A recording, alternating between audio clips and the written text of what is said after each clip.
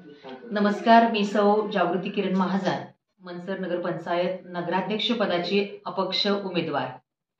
तर आज माझा परिचय देताना आनंद वाटतोय की आमचा जो महाजन परिवार आहे, या महाजन परिवाराला देशसेवेचा वारसा लाभलेला आहे, अध्यात्माचा वारसा लाभलेला आहे। माझे आजच सासरे कैलासवासी बापूशेठ महाजन हे स्वातंत्र्य सैनिक होते आणि ज्यांनी देशाला स्वातंत्र्य मिळवून देण्यासाठी या ठिकाणी त्याग केला। येरवड्याच्या जेलमध्ये ज्यांना शिक्षा मिळाली किंवा सजा झाली असे माझे आजसासरे, की त्याचा आज मला अभिमान वाटतो। आणि दुसरी गोष्ट म्हणजे आमच्या परिवारामध्ये संत तुकारामांची हस्तलिखित गाथा, ही मनसरी गाथा आज आमच्या परिवाराला आशीर्वाद रूपाने लाभलेली आहे। मी परिवाराला म्हणणार नाही, संपूर्ण मनसरकरांना आशीर्वाद रूपाने लाभलेली ही गाथा आहे। आणि असा हा आध्यात्मिक वारसा देखील आमच्या महाजन परिवाराला आहे। एवढंच नाही तर माझ्या माहेरी मी स्वतः एक शिक्षिका आहे, 14 वर्ष ज्ञानदानाचं कार्य मी केलेलं आहे। MA BEd माझं शिक्षण आहे आणि माहेरी देखील वडील एक आदर्श शिक्षक, भाऊ सध्या मिलिटरी स्कूल साताऱ्यावर एक आदर्श शिक्षक म्हणून काम करतोय। म्हणजे एक प्रामाणिकपणाचा आणि ज्ञानदानाचा जो वारसा आहे तो देखील मला या ठिकाणी माहेरकडून लाभलेला आहे।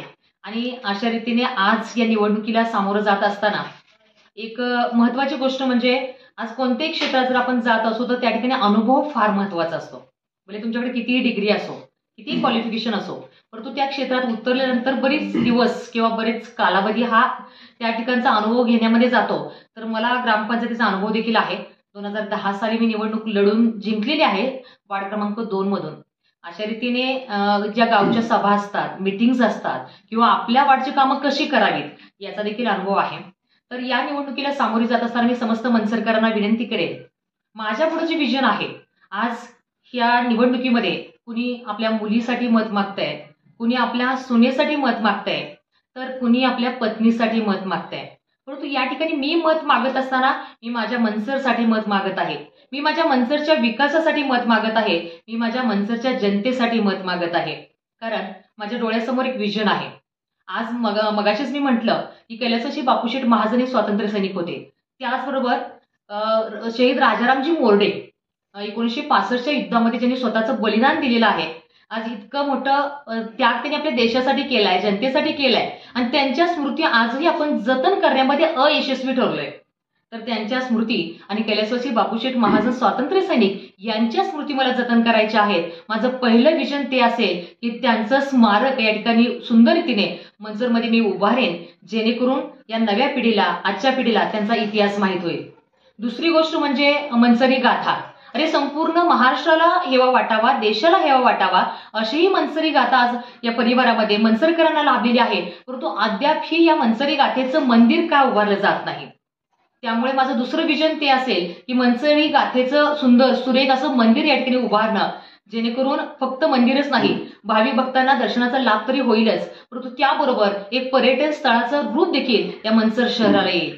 कारण बऱ्याच वेळा आपण पाहतोय, ते मध्यंतरी मी तो प्रश्न घेतलेला होता, मार्गी लावण्याचा प्रयत्न देखील केला आहे। नगरपंचायतच्या माध्यमातून एक त्यांच्याकडून अपेक्षित उत्तर आलेलं आहे की उभी पेठ इथले जे व्यापारी आहेत त्यांचा जो प्रश्न होता की पहिल्या काळात काही दिवसांपूर्वी उभ्या पेठेमध्ये सगळे भाजी विक्रेते, फळ विक्रेते बसायचे, त्यामुळे तिथली सगळी दुकान खूप छान चालायची, त्यांना भरभराटीचे दिवस होते। पण आज पूर्णपणे त्या पेठेची कळा गेलेली आहे।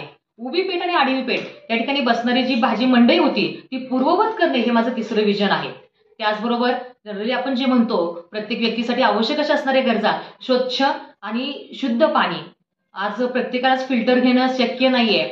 काही आपण बिल्डिंगमध्ये राहणारी, इमारतीमध्ये राहणारे लोक फिल्टर बसवतो, परंतु माझ्या सर्वसामान्य घरातील व्यक्तींना देखील शुद्ध आरोचं पाणी मिळावं हे माझे उद्देश असेल, हे माझं टार्गेट असेल की मला माझ्या मनसरकरांना शुद्ध पाणी द्यायचं आहे, जेणेकरून त्यांचं आरोग्य चांगलं राहील। त्याचबरोबर आपण पाहिलं तर कचरा व्यवस्थापनामध्ये आपण कुठेतरी कमी पडतोय। मनसरमध्ये जागोजागी पाहतो आपण कचऱ्याचे ढीग आजही पडलेले असतात। कचरा व्यवस्थापन जो प्रोजेक्ट आहे, कचरा प्रक्रिया जो प्रोजेक्ट आहे तो अद्यापही मनसरमध्ये यशस्वीरित्या सुरूच झालेला नाहीये। तर तो प्रोजेक्ट प्रथमतः मला या ठिकाणी उभा करायचा आहे, जेणेकरून घनकचरा प्रक्रिया प्रकल्प या ठिकाणी उभारला जाईल। त्या प्रकल्पाच्या माध्यमातून काही जणांना रोजगार देखील उपलब्ध होईल आणि आपला जो मनसर गाव आहे हे देखील स्वच्छ आणि सुंदर राहील। त्याचबरोबर आपण रस्त्यांची समस्या पाहतोय की काही रस्ते आहेत ते चांगले असताना उकरून पुन्हा त्याच्यावर निधी टाकला जातोय, ते पुन्हा केले जात आहेत, परंतु ज्या ठिकाणी गरज आहे ते रस्ते अद्यापही दुर्लक्षित आहेत। वाड्या वस्त्यांकडे जाणारे रस्ते आपण पाहतोय कच्चे आहेत, पाऊस पडला की अतिशय वाईट अवस्था त्या रस्त्यांची होती आणि ते नागरिक ज्या ठिकाणी राहतात त्यांना तो त्रास सहन करावा लागतो.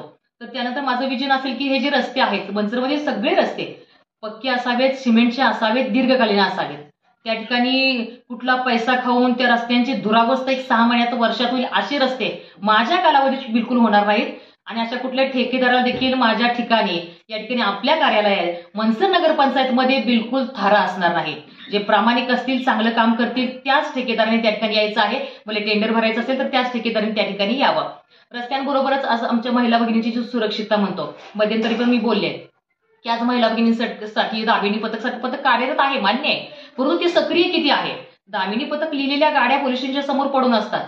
गावातून किती नागरिकांनी त्यांना राऊंड मारताना पाहिलेलं आहे. तर महिलांची सुरक्षितता देखील महत्वाची आहे. जागोजागी सीसीटीव्ही कॅमेरे बसवणं महत्वाचं आहे.